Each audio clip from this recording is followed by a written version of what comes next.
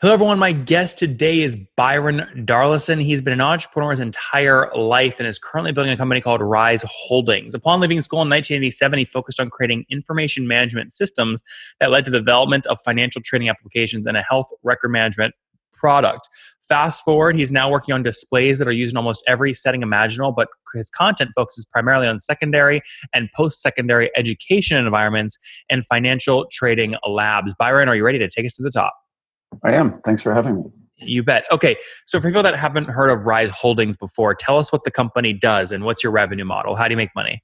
Actually, it's Rise Vision. I have a crazy email address for a really old reason. But anyways, Rise Vision does digital signage, content management, and it's a freemium model that's been around for a while. It's in over, at this point, 125 countries. But our forte, where we really specialize, is education, and that's what we do. Yeah, we try to make it effortless for our education customers in particular by providing them their content as they would need it for every imaginable job that they have within their schools. Okay, so this is you walk into an elementary school, you in the main lobby, you see screens on the wall that says, here's the events today, here's a holiday coming up next week. Don't forget that kind of stuff. Exactly. And then universities, we are a big provider of financial trading labs. So basically they're mini financial floors in universities, and they train business students to come out of there to move into the financial sector. And what would you say your kind of core value proposition is? Is there a hardware component here, or is it just software? The school buys the TVs? So traditionally, we did the whole thing. And that was the overwhelming chunk of our business. It was a one-time service. But over the last about 5 years, we've been really focused on our SaaS offering. And now it's about 65% of our gross revenues. Oh, great. Okay. Put this on a timeline for us. When was year one? 1992. 92. Holy Byron, you're aging yourself here. Were you born then? I was going to say I was the ripe age of 3 at the time. Okay. Great. So that's great. And it's almost like when I study SaaS CEOs and you hear about a lot of these old kind of on-prem things where they had to go install a piece of hardware in the form of a server. You maybe were that same model, but you were installing TVs. Exactly. And we were in our industry, we were the first to offer a SaaS product in 2010 or earlier, I believe. Mm-hmm. So and we've been doing it for a while. When you fast forward to today, I know you have a lot of different kinds of customers, but what does the average customer pay you per month just for the SaaS product? It's about $52 a month on average, but there's quite a swing. So, but on average, it's about 52. Okay, and people might pay more or less depending on how many displays, or what are the things that make that variable? The customers that have financial trading labs, they pay a lot more. We entered this business with Reuters to put Reuters data on the end of trading floors. So we have agreements with Reuters to redistribute their data worldwide. So if you want that type of data, it's a much more expensive package. That's interesting. And when did you decide that schools were an interesting opportunity for you? Well, the trading floors turned their displays outward to attract the public when banking got into finance and all of that kind of stuff. And then the schools started creating mini training labs to train students to go there. And they use them as a big, barbershop pole to attract students for, their enrollments and all of this kind of stuff. So about 10 years ago, we started to notice that schools were far more interested in using our trading labs as trading labs started to decentralize and shut down than actual trading floors were.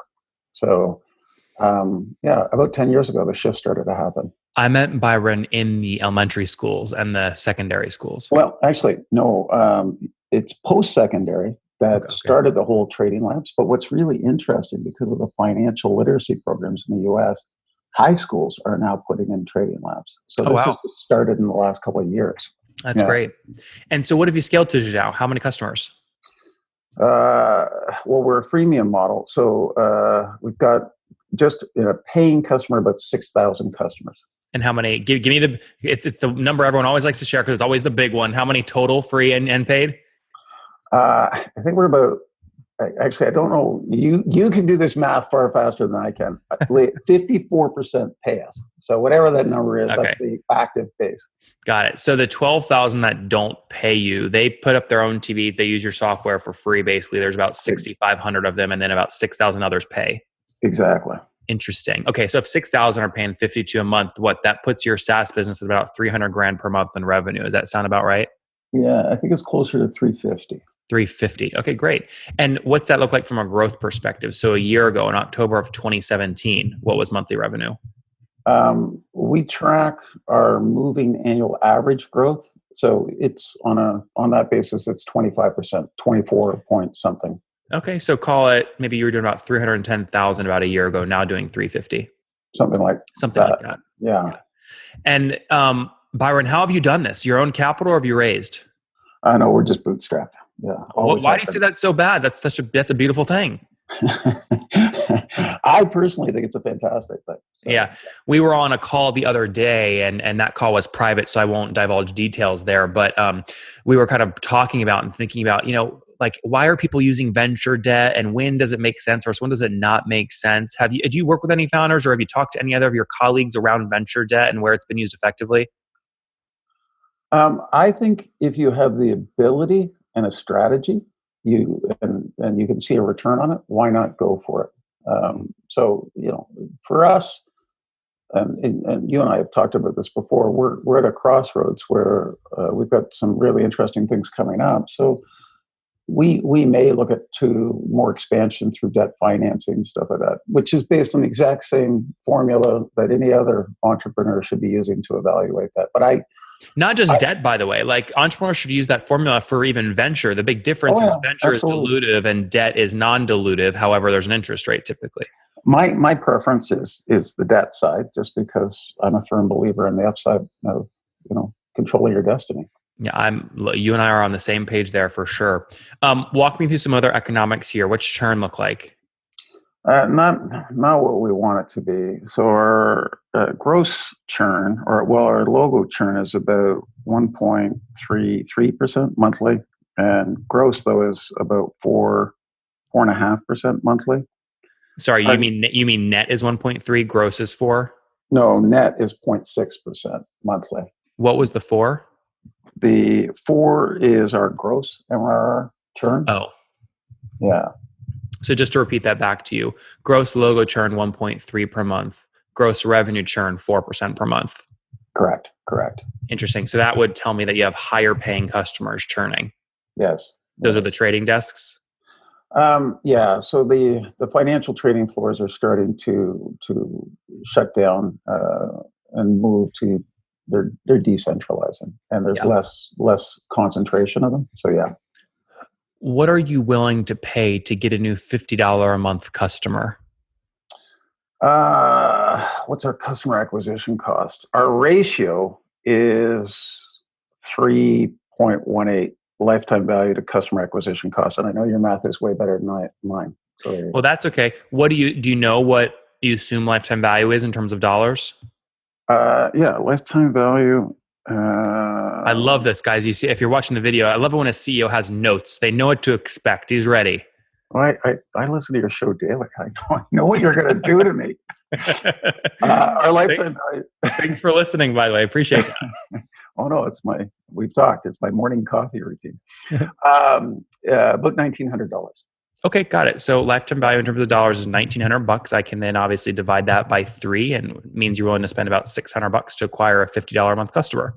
Exactly. Actually, I just double checked it. Yes. That's great. That would put your payback period at $600 of CAC, $50 ARPU. What is that? So about a 12-month payback. Not bad. I've got less than 6. Okay. Walk me through the math. How do you get that? Good question. I don't know. I would trust your math more. That's okay. Either way, it's obviously it's working. The trick. It sounds like you're focused on now is how to get churn lower. Everything we're doing right now is all about churn. So tell me about the test you're running right now that's going to decrease churn that you're most excited about. we're trying to make the experience completely effortless. So we call it an aha moment, which is when a display activates, which typically takes about a day to see something. Hmm. We have a really ambitious goal internally of making that 5 minutes. So we're putting everything we've got into that. I feel like that's really smart because then you can kind of model out. So just to be clear, what does someone need to use you? If someone's listening right now and they've got a TV above their kitchen, right, in their startup office, and they want to put like a dashboard up on there, can they use you? Absolutely. Okay. And Yeah. so what is the actual tech? Like most people, what they would do is they would take like their reporting dashboard from Google spreadsheets. They would just AirPlay it onto a TV and that's what they would do. Yep. So like a really small form factor or Chrome device, sorry, not Chromecast, Chrome device is what we would install what we call a player on, and it would connect just over the internet and pick up all your content and display it. Okay. And why, help me understand why people would have to wait for you to ship them that and kind of do that process versus just Oh no, AirPlay. they don't have to wait for anything if they've got everything. Well, I'm assuming they don't, right? Assuming they don't have a Chromecast thing, right? They need that. But my point is, why don't they just AirPlay it? They can. It's just not very robust. So digital signage is 24/7. So you really want to have a hardwired connection and all that stuff. Otherwise, things happen. Okay. So Interesting. if you're experimenting with stuff, I think go for it. But if you are looking for a 724 display that's reliable and monitored, you want to hardwire it. Yep. Yep. What's the team size today? How many people? 35 35. And where is everyone based? everywhere. We're totally virtual. Totally virtual. That's great. All right, Byron, let's wrap up here with the famous 5. Number 1, what's your favorite business book? All time? Yep. Probably Good to Great. Number 2, is there a CEO you're following or studying? No, I try to read a book a week. So That's pretty good. Number 3, what's your favorite online tool for building your business? I'm old school, so I'm going to say Trello. We live and die by our Kanban boards. Number 4, how many hours of sleep do you get every night? About 5. That's pretty good. And what's your situation? Married, single, kiddos? Married, three children, and you'd probably go to the bars with them. So I don't want to tell you how old they are. Okay. All right. We'll keep that between you and I. And how old are you, Byron? 56. 56. Last question. What do you wish your 20-year-old self knew? To read. You don't have to figure anything out. It's all been written down by much smarter people. Read. Guys, there you have it from Byron. Rise Vision launched in 1992, first with a partnership on Reuters. Today, over 6,000 customers paying $50 a month, doing about $350,000 in monthly revenue. That's up 20-30% year over year. So about $310,000 per month in revenue just about a year ago. They're bootstrapped, which I love. Gross logo churn 1.3% per month, 4% gross revenue churn per month. So they're churning higher value customers, but they are actively working on how to bring that down by getting their activation from time 0 to, it all activated in value, an aha moment in under 5 minutes. Payback period is about 6 months. Team of 35 based in all over the world, remote locations. Byron, thank you for taking us to the top. Thanks for having me.